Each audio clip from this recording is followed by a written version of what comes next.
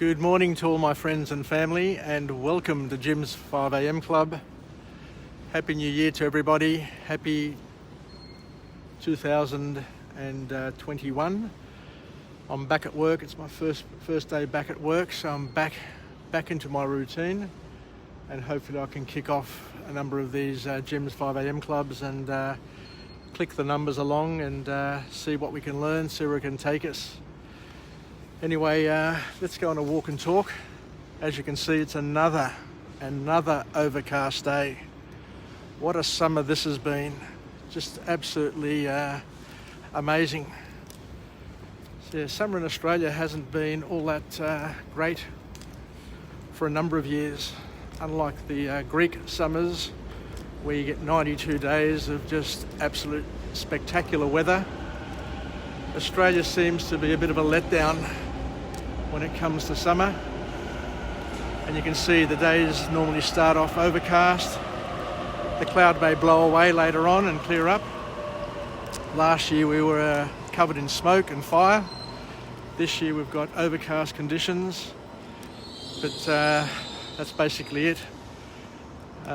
When you live in Australia, I think from my experience, the best times of year weather-wise are definitely winter and autumn. Anyway, let's kick off with another book summary.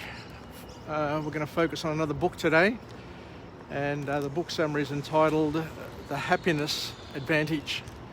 The Happiness Advantage, and the author is Shawn Achor. Shawn Achor, who talks about happiness and the advantage that it creates. So the author talks about the importance, as you can probably understand, of having a positive mindset. And he says that we should, when we look around and we try and benchmark ourselves and compare ourselves to other people, what we mustn't do is, the author is telling us, what we mustn't do is benchmark ourselves against average behaviour. It's a pretty good point, pretty interesting point, pretty good point.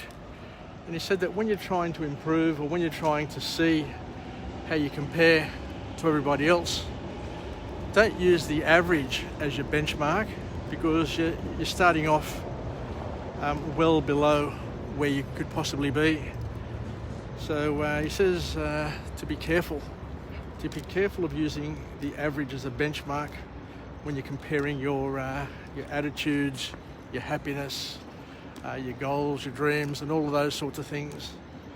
So if you want to have a benchmark, if you want to compare yourself and contrast yourself to somebody or something, then you're better off picking somebody who's a leader in their field, as opposed to somebody who's halfway, neither here nor there. And the very, very important point that the author makes, it's a very, very powerful point. He says that social relationships are the best guarantee of heightened well-being and lower stress, both an antidote to stress and a prescription for high performance.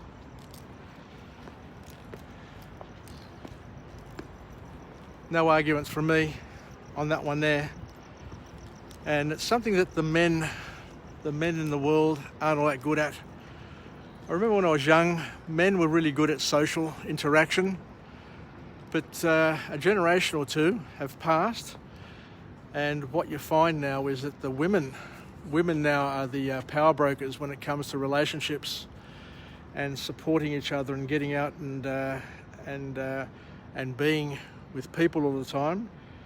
And a lot of men, including myself, my friends, most of the guys that I know, are very reclusive when it comes to their social lives.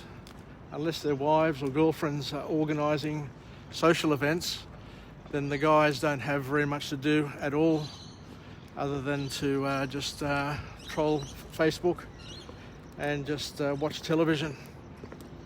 So once again, another powerful sort of lesson or a wake-up call to people to stay connected stay relevant, stay connected, and be as social as possible, and have as many friends or many people around them who are of a similar sort of mindset, so that they can maintain their mental, physical, spiritual health, and not fall victim to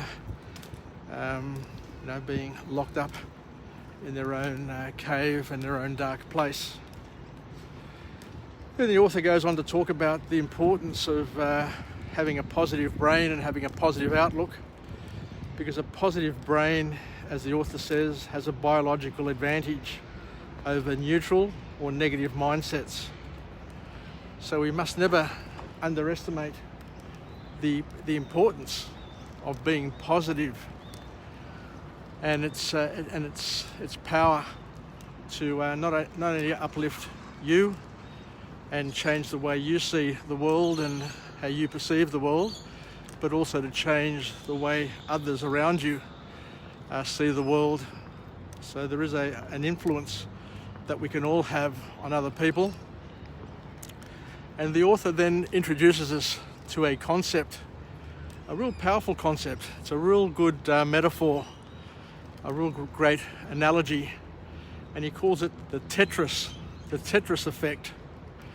And he says that people fall into one of two different patterns. Either you look at the world and you spot patterns of possibility, so a positive mindset, or you look at the world and spot patterns of impossibility. But the importance is to be able to look at things, because there are things happening around us all the time, but to be able to look at things and spot the possibility in order to seize the opportunity wherever you look and engage. Now, we're all surrounded by friends who are negative Nancys, Debbie Downers, and excessively, not just a little bit, but excessively negative. Whatever you talk about, whatever comes up, they will always look at the negative aspect to it. And obviously their life, their mindset, based on this Tetris effect, is that all that they see, everything that they see that moves, everything that happens around them, they just look for the impossibility as opposed to the possibility. And the author says that there is a danger here in having that Tetris effect, that negative Tetris effect, because the rational brain, the author says, can easily get hijacked by emotion and hence get overwhelmed. So if you're a negative person, or you're hanging out with negative people who are excessively negative all the time, it's okay to be negative every now and then, but it's the people who are excessively negative are the ones who are causing you the greatest danger. So you've got to be careful, because what happens is that the negativity that these people spew out is a breeding ground for negative emotions. And the more negative emotions you get introduced to, then the greater your chance of being overwhelmed. But the author also says that we've got to start small. So even if you are overwhelmed or surrounded by negativity, you need to focus on the Zorro circle, which is a small circle of I'll say it soon. It's a small circle of influence. So what you must do is not focus on the things that you can't do, the things outside your circle, but focus on the things that are within a particular circle that you can influence, and work on that. And as you make changes, as you create positive influence, then you can grow your circle.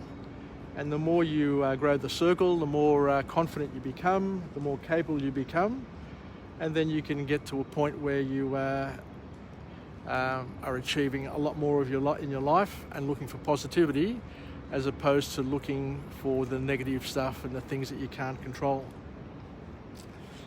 because one of the greatest human frailties that we have is that we always tend to follow the path of least resistance, and that path of least resistance comes about because we try and avoid fear, try and avoid pain and suffering. So we need to learn to reframe ourselves, reframe our brains, so that whenever you see something which looks to be painful, uncomfortable, or impossible, then to look at it as an opportunity to grow, develop, and become a bigger and better and stronger version of yourself. And in order to reframe yourself, in order to be able to achieve these things, the author talks about a 20-second rule. And he says that basically what you need to do is just to focus on something for 20 seconds and give yourself a small energy burst to do it, because once you start doing something, then chances are that you'll stay on that path and you'll continue doing it. So the advice from the author is, in order to avoid the path of least resistance, what you need to do is just persevere at something just for a moment, not for too long, just for a moment. But that momentary burst of energy where you focus on something will help you build momentum and move towards what you feel uncomfortable with, and you'll hopefully get through it without too much pain and suffering, and also benefit from the experience. But the author also here mentions the importance of having a great social support network that surrounds you. And this is another area where women are so much better than men. They're able to socialise, to network with their other friends, their girlfriends, and talk things through, whereas men have a tendency to go into their cave, retreat into their cave, and not to be able to socialise and get through things. And hence the challenge that most men face is that we're socially awkward, and we find it harder than women to socialise, to network, and to verbalise our feelings, and to seek help from outside parties, whereas men like to try and solve the things themselves. The author says that it's important to have an important social, a powerful and supportive social network to help you get through those challenges in life.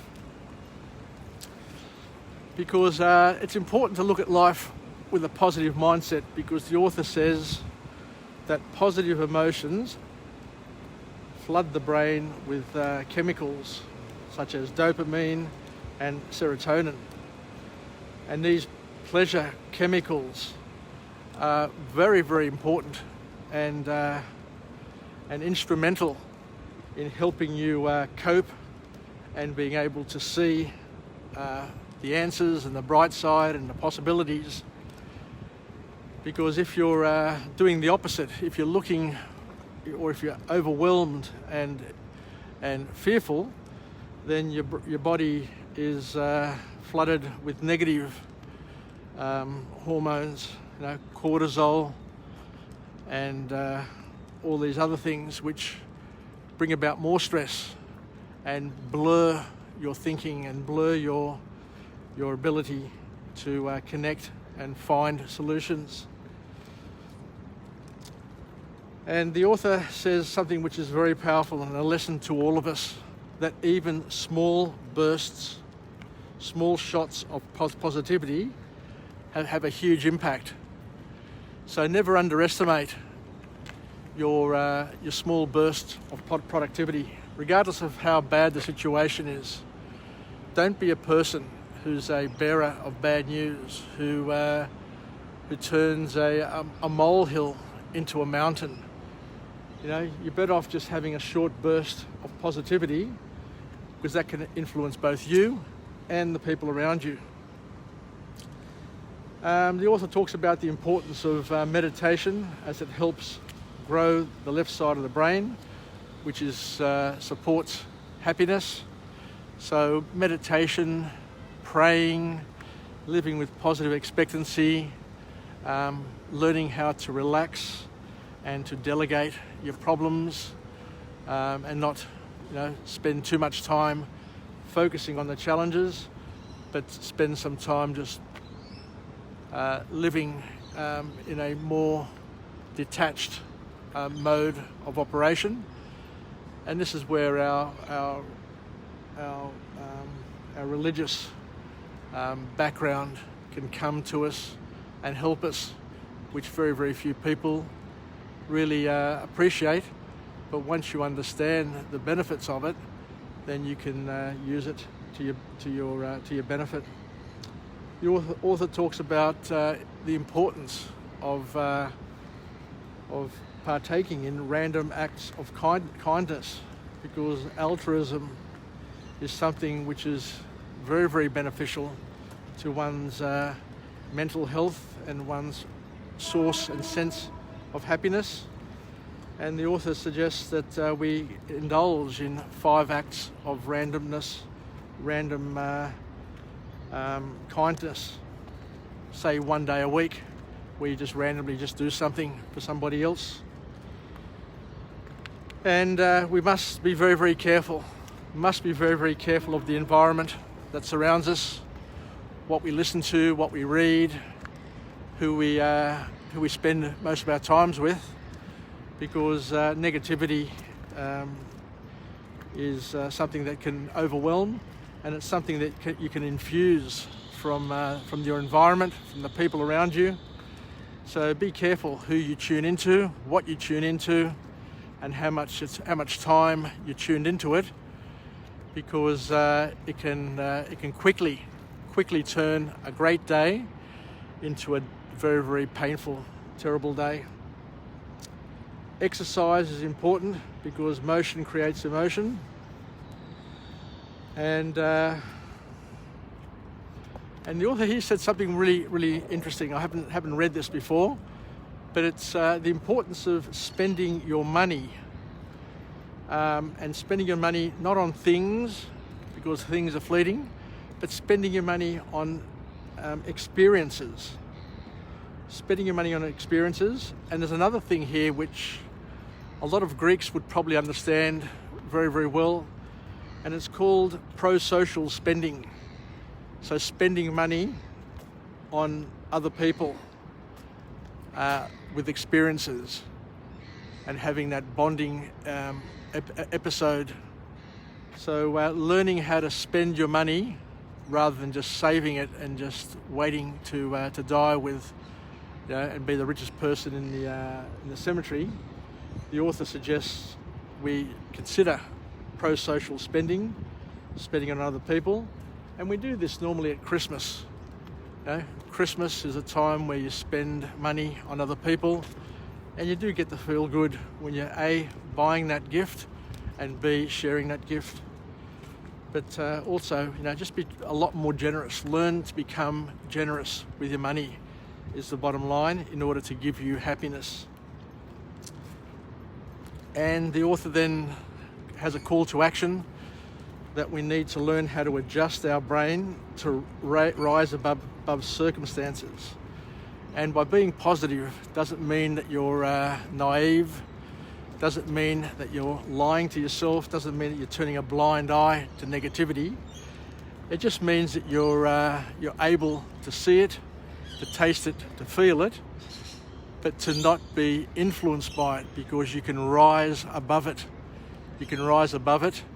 You can rise above your circumstances and not use that negativity, or not allow that negativity to influence the way you see the world and the way you spend your time. Because you can gain leverage. You can gain significant amount of leverage by adjusting the way you see things, and remembering you're adjusting it. You're not allowing the world around you to control you. You're recalibrating the way you see things and the way the world is through your mindset, through the way you see things, through the way you choose to see things.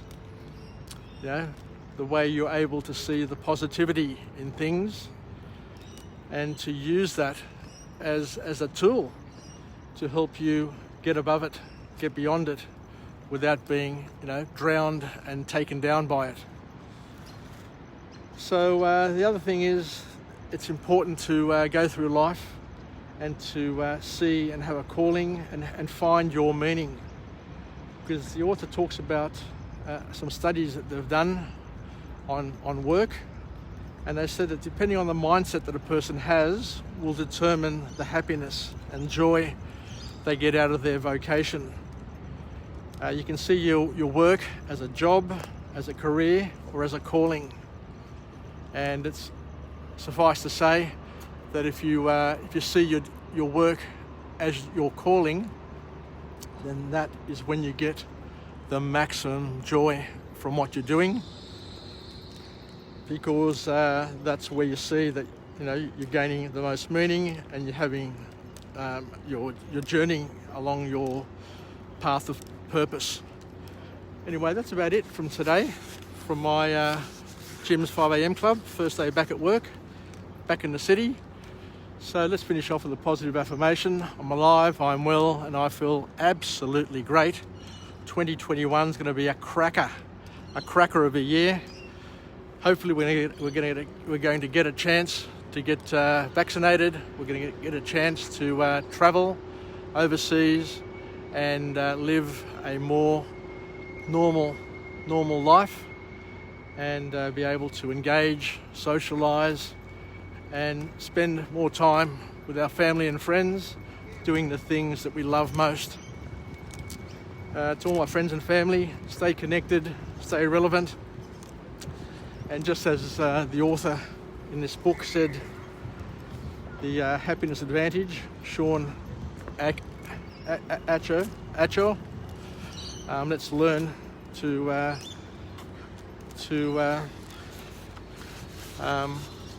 live with a positive mindset, to rise above our circumstances, and to know that by living positively, that you're going to live a better, healthier, and more constructive life.